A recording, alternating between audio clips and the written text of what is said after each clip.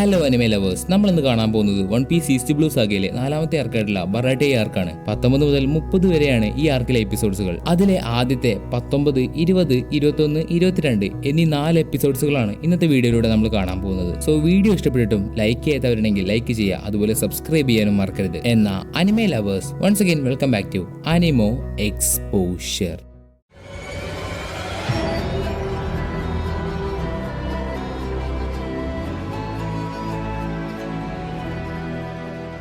എപ്പിസോഡിന്റെ തുടക്കത്തിൽ നീണ്ടു നേർന്നു കിടക്കുന്ന കടലിലൂടെ ഗോയിങ് മേരി പോയിക്കൊണ്ടിരിക്കുന്നു. കപ്പലിലാണെങ്കിൽ നമുക്കറിയുന്ന 4 പേരുണ്ട്: ലൂഫി, സോറോ, നാമി, ഊസോപ്പ്. അതിൽ ലൂഫി ഷിപ്പിലുണ്ടായിരുന്ന കാനൺ ബോൾസ് എടുത്ത് ഷൂട്ട് ചെയ്യാൻ വേണ്ടി നിൽക്കുന്നു. ഹേ ക്യാപ്റ്റൻ, അത് എന്റെ ജോലിയാണ് എന്ന് ഊസോപ്പ്. ഇപ്പൊ ലൂഫി സോറോയെ വിളിക്കുന്ന സമയത്ത് സോറോ ഭയങ്കരമായി ഉറങ്ങിക്കൊണ്ടിരിക്കുകയാണ്. ഇപ്പോഴാണ് സോറോയുടെ ഒരു ചെറിയ പാസ് കാണിക്കുന്നത്. സോറോ കുട്ടിയായിരുന്ന സമയത്ത് താമസിച്ചിരുന്നത് ഈസ്റ്റ് ബ്ലൂയിലെ ഷിമോട്സുകി വില്ലേജ് എന്ന് പറയുന്ന ഒരു കുട്ടി വില്ലേജിലാണ്. അവിടെ ഒരു ചെറിയ ഡോജോ ഉണ്ട്. ഡോജോ എന്ന് പറഞ്ഞാൽ കുട്ടികളെ വാള് വെച്ച് ഫൈറ്റ് ചെയ്യാൻ പഠിപ്പിച്ച് അവര് വലുതാക്കി എടുക്കുന്ന ഒരു സ്ഥലം. നമ്മുടെ കുട്ടി സോറോയ്ക്ക് ഇപ്പോൾ അവിടെ പോയിട്ട് ചേരാൻ നല്ല ആഗ്രഹമുണ്ട്. സോറോ അവിടെ ചെന്ന് അവിടുത്തെ മാസ്റ്റർ ആയിട്ടുള്ള കുഷിരോയോട് തനിക്ക് അവിടെ ചേരണമെന്ന് ആവശ്യപ്പെടുന്നു. അതിന് ലീഡർ കുഷിരോ പറയുന്നത് തന്റെ മകളായിട്ടുള്ള കുയിനയുടെ കൂടെ സോറോ ഫൈറ്റ് ചെയ്യണം, അതിൽ ജയിച്ചാൽ നിനക്ക് അവിടെ നിൽക്കാം. ആ ഡോജോയിൽ വെച്ച് ഏറ്റവും ശക്തിയുള്ളതും നല്ല സ്പോർട്സ്മാനുമാണ് കുയിന. അങ്ങനെ സോറോ അവളുടെ കൂടെ ഫൈറ്റ് ചെയ്തു. ആദ്യ ഫൈറ്റിൽ തന്നെ സോറോ തോറ്റുപോയി. പിന്നീട് അങ്ങോട്ട് സോറോ രാവെന്നോ പകലെന്നോ ഇല്ലാതെ, വെയിലെന്നോ മഴയെന്നോ ഇല്ലാതെ കഷ്ടപ്പെട്ട് ട്രെയിനിങ് ചെയ്തു. എന്തിന്? കുയിനയെ തോൽപ്പിക്കാൻ വേണ്ടി. സോറോ ഡോജോയിലുള്ള മുഴുവൻ പേരെയും തോൽപ്പിച്ചു, പക്ഷേ കുയിനയെ മാത്രം തോൽപ്പിക്കാൻ കഴിയുന്നില്ല. ഇതൊക്കെ കണ്ട്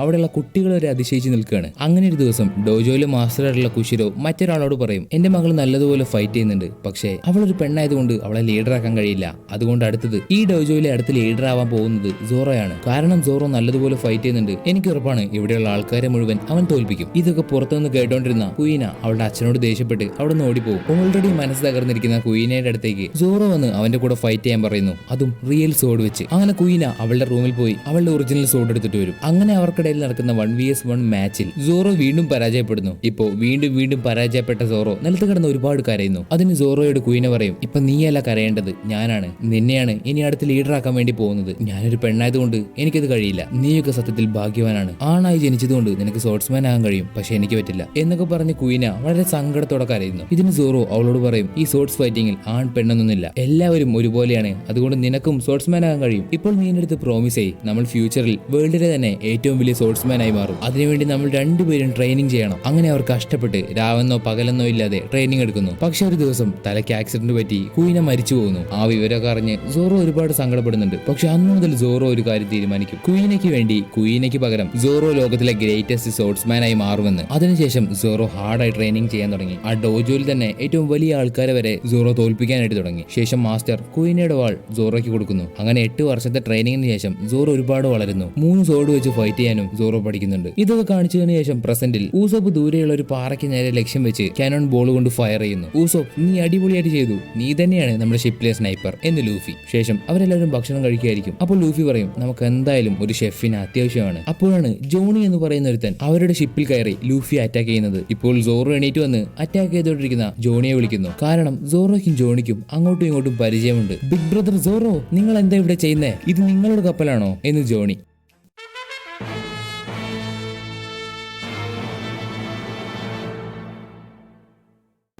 സോറോ ജോണിയോട് ചോദിക്കുന്നു, നിന്റെ കൂടെയുള്ള യോസാക്കുയുടെ. അതിന് ജോണി, യോസാക്കു ഇപ്പൊ മരിക്കാനായ നിലയിലാണ്, അവൻ എന്തു പറ്റിയെന്ന് എനിക്കറിയില്ല. ഞങ്ങളൊരു പാറയുടെ പുറകിലിരിക്കുമ്പോൾ പെട്ടെന്ന് ആരോ അതിനെ ഷൂട്ട് ചെയ്ത് ആ പാറ പൊട്ടിച്ചു കളഞ്ഞു. അങ്ങനെയാണ് യോസാക്കുവിന്റെ ഇത് സംഭവിച്ചത്. ആ പാറ നേരത്തെ ആരാണ് പൊട്ടിച്ചതെന്ന് നമുക്കറിയാം, ലൂഫിയും ഊസോപ്പും. രണ്ടുപേരും അത് ഞങ്ങളാണ് ചെയ്തതെന്ന് പറഞ്ഞ് അവനോട് സോറി പറയുന്നു. ശേഷം നാമി അവിടേക്ക് വന്ന് യോസാക്കുവിനെ ചെക്ക് ചെയ്ത് നോക്കുമ്പോൾ അവൾക്ക് കാര്യം മനസ്സിലായി. യോസാക്കുവിന് സ്കർവി എന്ന് പറയുന്ന ഒരു രോഗമാണ്, അതായത് വിറ്റമിൻ സിയുടെ ഡെഫിഷ്യൻസി കൊണ്ടുണ്ടാവുന്ന ഒരു രോഗം. നാമി എന്നിട്ട് ഊസോപ്പിനോടും ലൂഫിയോടും കുറെ നാരങ്ങയെടുത്ത് അവന് കൊടുക്കാൻ പറയുന്നു. അങ്ങനെ യോസാക്കു റിക്കവർ ആവുന്നു. ഒരു പൈററ്റ് ക്രൂവില് നിർബന്ധമായിട്ടും ഒരു കുക്ക് ഉണ്ടായിരിക്കണം. അതുകൊണ്ട് ലൂഫി അവരോട് ചോദിക്കും, ഞങ്ങൾക്ക് ഒരു കുക്കിനെ കിട്ടുമെന്ന്. അതിന് ജോണിയും യാസോക്കും അവർക്ക് ഈസ്റ്റ് ബ്ലൂവിൽ തന്നെ ബെസ്റ്റ് ആയിട്ടുള്ള ബറാട്ടെ എന്ന് പറയുന്ന ഒരു റെസ്റ്റോറന്റ് കാണിച്ചു കൊടുക്കുന്നു. അവിടെ കിട്ടുന്ന ഫുഡ് അടിപൊളിയാണ്. ഇതൊക്കെ കേട്ടതോടെ ലൂഫി ആൻഡ് ക്രൂ അവിടേക്ക് പോകുന്നു. അവിടെ എത്തുന്നവർ കണ്ടത് കടലിൽ പോയിക്കൊണ്ടിരിക്കുന്ന ഒരു ഷിപ്പ്. ആ ഷിപ്പാണ് അവർ തേടി വന്ന റെസ്റ്റോറന്റ്. ഇതേ സമയത്താണ് അവർക്കെതിരെയായിട്ട് ഒരു മറൈൻ കപ്പൽ വരുന്നത്. മറൈൻ വന്നാ പിന്നെ എന്താ ചെയ്യാൻ നമുക്കറിയാം, പൈററ്റ്സിനെ അറ്റാക്ക് ചെയ്യും. അതും അതുപോലെ ഈ മറൈൻ ഷിപ്പിലുള്ള ക്യാപ്റ്റനായ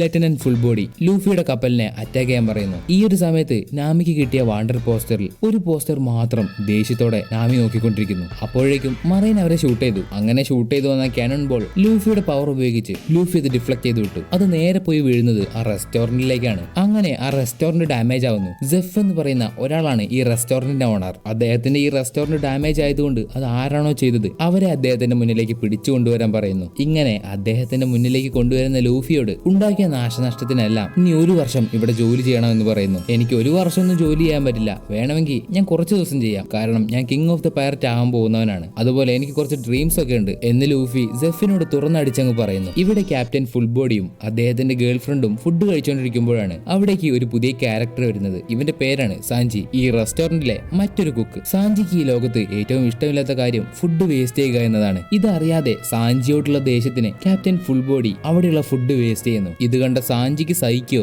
ഇല്ല. ഫുൾ ബോഡിയെ സാഞ്ചി കാലുകൊണ്ട് കറക്കി എടുത്ത് അടിക്കുന്നു. ഇവിടെ ലൂഫിയെ സെഫ് എടുത്ത് അടിക്കുന്നുണ്ട്. കാരണം ലൂഫി ഓൾറെഡി പറഞ്ഞല്ലോ തനിക്ക് അവിടെ ജോലി ചെയ്യാൻ പറ്റില്ല എന്ന്. ഈ ഒരു സമയത്ത് തന്നെ നാമി, സോറോ, ഊസോപ്പ് 3 പേരും റെസ്റ്റോറന്റിലേക്ക് വരുമ്പോൾ കാണുന്നത് ഫുൾ ബോഡിയെ സാഞ്ചി എടുത്ത് അടിക്കുന്നതാണ്. സാഞ്ചി എന്നിട്ട് ഫുൾ ബോഡിയോട് പറയും, നീ നിന്റെ ജീവിതത്തിൽ ഇനി ഒരു പ്രാവശ്യം പോലും ഫുഡ് വേസ്റ്റ് ചെയ്യാൻ പാടില്ല.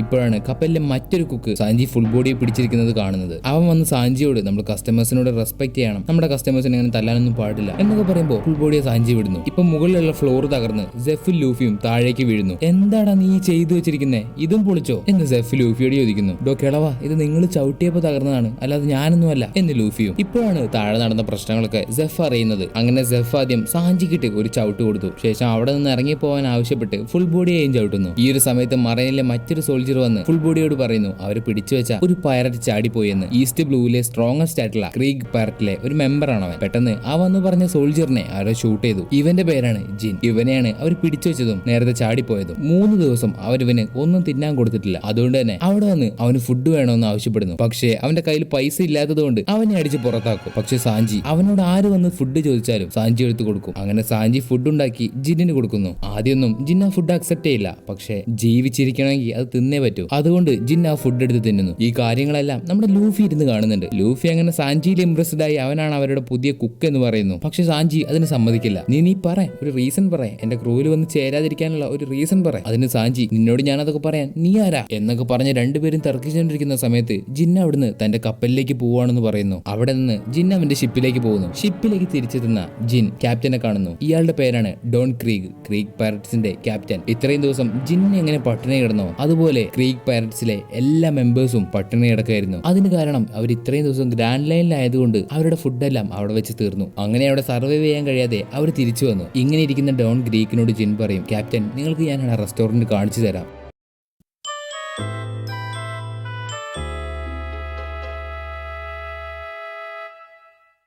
ഇവിടെ ലൂഫി ഇപ്പോൾ റെസ്റ്റോറന്റിൽ ജോലി ചെയ്യാൻ തുടങ്ങുന്നു. അതുപോലെ സാഞ്ചിയുടെ ഒരു വീക്ക്നെസ് ആണ് ഗേൾസ്. അവിടെ ഇരുന്ന് ഫുഡ് കഴിച്ചുകൊണ്ടിരിക്കുന്ന നാമിയുടെ അടുത്തേക്ക് ചെന്ന് സാഞ്ചി അത് വേണോ ഇത് വേണോ എന്നൊക്കെ പറഞ്ഞ് ചുറ്റിക്കറങ്ങുന്നു. ഇപ്പൊ നാമി സാഞ്ചിയോട് പറയുന്നു, ഇവിടെയുള്ള ഫുഡൊക്കെ അടിപൊളിയാണ്, പക്ഷേ കുറച്ച് അല്പം കോസ്റ്റ്ലിയാണ്. ഓ അതാണോ കാര്യം, എന്നാൽ നിങ്ങൾ ഇതിനു വേണ്ടി പൈസ തരണ്ട, നിങ്ങൾക്ക് ഇത് ഫ്രീ ആണ്. അത് കേട്ട് ഊസോപ്പ് തുള്ളിച്ചാടും. പക്ഷെ സാഞ്ചി പറയും, നിങ്ങൾക്ക് മാത്രം, ബാക്കിയുള്ളവർക്കല്ല. ഇങ്ങനെ വളരെ ഹാപ്പിയോടെ പോയിക്കൊണ്ടിരിക്കുന്ന റെസ്റ്റോറന്റിലേക്ക് ക്രീഗ് പൈററ്റിലെ ഡോൺ ക്രീഗ് വരും. പക്ഷെ അയാൾ അവിടേക്ക് വന്നത് അവരുടെ കൂടെ ഫൈറ്റ് ചെയ്യാനൊന്നുമല്ല, കുറച്ച് ഫുഡ് വാങ്ങാൻ വേണ്ടിയാണ്. എന്നാൽ അവനൊരു ക്രിമിനലായ പൈററ്റ് ആയതുകൊണ്ട് ഷെഫ് ഒന്നും അവന് ഫുഡ് കൊടുക്കില്ല. എന്നാലും ക്രീക്ക് നിലത്ത് കിടന്ന് അവരോട് ഫുഡിന് വേണ്ടി കെഞ്ചു. അവിടെ കൂടി നിൽക്കുന്ന ആൾക്കാരൊക്കെ പ്ലാൻ ചെയ്യുന്നത് നമുക്ക് ഇവനെ മറൈനിന് പിടിച്ചു കൊടുക്കാം, എന്നാൽ കുറെ പേർക്ക് സമാധാനമാവും, ജനങ്ങളൊക്കെ രക്ഷപ്പെടും എന്നൊക്കെയാണ്. പക്ഷെ ഫുഡ് ചോദിക്കുന്നവരെ സാഞ്ചി ഒരിക്കലും മടക്കി അയക്കാറില്ല. സാഞ്ചി കുറെ ഫുഡ് എടുത്തു കൊണ്ടുവന്ന് ക്രീഗിന് കൊടുക്കുന്നു. കുറെ ദിവസം ഭക്ഷണം കഴിക്കാതിരുന്ന ക്രീഗ് ആർത്തിയോടെ ആ ഫുഡെല്ലാം കഴിച്ച് വീണ്ടും അവന്റെ സ്ട്രെങ്ത് എല്ലാം തിരിച്ചു വന്ന സമയത്ത് ഫുഡ് കൊടുത്ത സാഞ്ചിയെ തന്നെ അടിച്ചു തെറിപ്പിക്കുന്നു. ഡോൺ, നിങ്ങൾ ഇവരെയൊന്നും ചെയ്യില്ല എന്നല്ലേ എനിക്ക് സത്യം ചെയ്തത്, അതുകൊണ്ട് ഇവരെ വെറുതെ വിട്ടേക്ക്, നമുക്ക് തിരിച്ചു പോവാം എന്നും പറഞ്ഞ് ജിന്ന് ഡോണിനെ തടയുന്ന സമയത്ത് ഡോൺ ജിന്നിനെ തൂക്കിയെടുത്ത് എറിയുന്നു. ശേഷം ഡോൺ ഗ്രീക്ക് പറയും, എന്റെ കപ്പലിൽ 100-ന് മുകളിൽ ആൾക്കാരുണ്ട്, അവരൊക്കെ വിശന്ന് മരിക്കാറായ അവസ്ഥയിലാണ്, കുറെ പേര് ഇപ്പോഴേ മരിച്ചു, അതുകൊണ്ട് അവർക്കൊക്കെ നിങ്ങൾ ഇപ്പോൾ ഫുഡ് ഉണ്ടാക്കി തരണം. എന്താ അല്ലേ, ഒരു കപ്പലിൽ സഹായം ചോദിച്ച് കയറി വരുന്നു. എന്നിട്ട് ഫുഡ് കഴിച്ച് സ്ട്രെങ്ത് കിട്ടിയ സമയത്ത് ഫുഡ് കൊടുത്ത ആളെ തന്നെ അടിച്ചു തെറിപ്പിക്കുന്നു. ഇപ്പോൾ റെസ്റ്റോറന്റിലുള്ള എല്ലാ ഷെഫും പറയും അവന് ഫുഡ് ഉണ്ടാക്കി കൊടുക്കാൻ കഴിയില്ല എന്ന്. അത് കേട്ട് ഡോൺ ഗ്രീക്ക് പറയാണ്, നിങ്ങളിപ്പോ എനിക്ക് ഫുഡ് ഉണ്ടാക്കി തന്നില്ലെങ്കിൽ ഇവിടെയുള്ള എല്ലാവരെയും ഞാനിപ്പോ കൊല്ലും. ഇപ്പോൾ അവിടേക്ക് വരുന്ന സെഫ് ക്രീഗിന്റെ അടുത്തേക്ക് ഒരു വലിയ പാക്കേജ് എറിഞ്ഞു കൊടുക്കുന്നു. ഇതിൽ 100 പേർക്ക് കഴിക്കാനുള്ള ഭക്ഷണമുണ്ട്, ഇതെടുത്തിട്ട് എന്റെ റെസ്റ്റോറന്റിൽ നിന്ന് ഇറങ്ങിപ്പോ. സെഫിനെ കണ്ട ക്രീഗ് അത്ഭുതത്തോടെ നോക്കി നിൽക്കുന്നു. നിങ്ങൾ റെഡ് ഫുഡ് സെഫ് അല്ലേ?